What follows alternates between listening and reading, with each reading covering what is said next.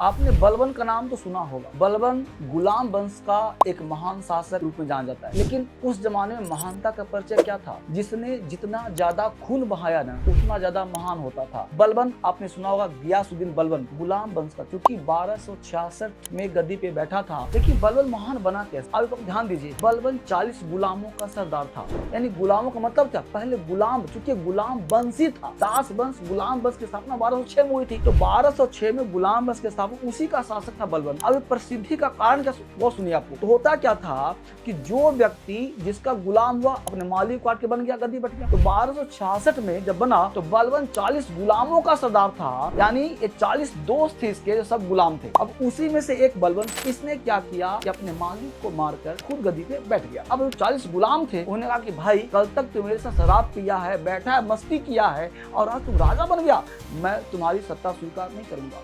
इसलिए इसने पता क्या किया, इसने 40 गुलामों को कटवा दिया। जब कटवा दिया तो ये बन गया क्रूएल शासक। अब लोग इससे डरने लगे, तो इसने सिजदा और पैबोस की प्रथा लाई। पता है क्या होता है?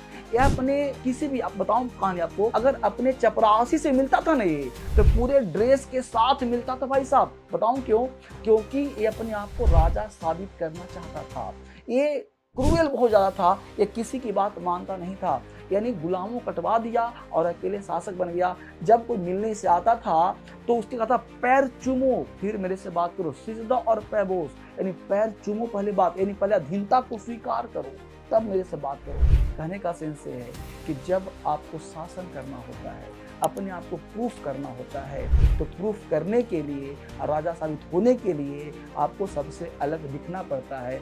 बलबन ने वही काम किया, तभी वो राजा बना। पहले के जितने भी शासक उठा लो, इतने शासक, तुम जितने भी औरंगजेब की बात ले लो, बलबन की नाम ले लो, इवन अशोक महान तुम क्यों कहते हो? उन्हें 100 भाइयों कटवा दिया था। तो जो जितना कत्ल किया ना, उतना ही महान बना पहले के लोग था। यानी जो जितने भी क्या थे, शांत थे, उनको महान, उनको तुम याद भी नहीं करते हो। तो याद उन्हीं को किया जाता है जो ज्यादा क्रूएल होते हैं। तुम किसी भी इतिहास में उठा के पलट देख लो।